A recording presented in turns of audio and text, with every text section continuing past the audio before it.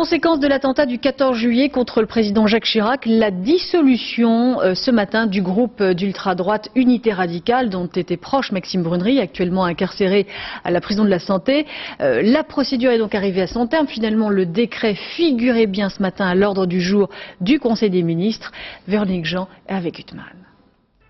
Unité Radicale aura vécu 4 ans. Mais au moment de la scission du Front National et du MNR en 1998, l'organisation d'extrême droite revendique 2000 militants. Un chiffre sans doute bien supérieur à la réalité. Unité Radicale est dissoute aujourd'hui sur les bases de la loi de 1936 sur les groupes de combat et milices privées. Motif de la dissolution, provocation à la discrimination en raison de l'origine ou de l'appartenance à une ethnie, une nation ou une religion.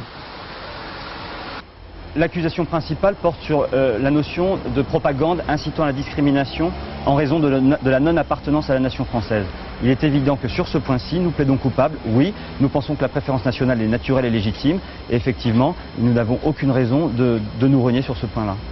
Unité Radicale espère faire de sa dissolution un tremplin et renaître légalement dans quelques mois, sous une forme proche de son organisation actuelle, mais pas identique, pour éviter le délit de reconstitution d'une association dissoute.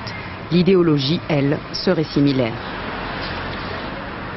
Lorsqu'ont été dissous dans les années 60-70 les mouvements Occident d'abord et Ordre Nouveau ensuite, aussitôt, sous une autre dénomination, les mêmes dirigeants, les mêmes militants ont refait surface et ont poursuivi leurs activités avec une ligne idéologique absolument semblable.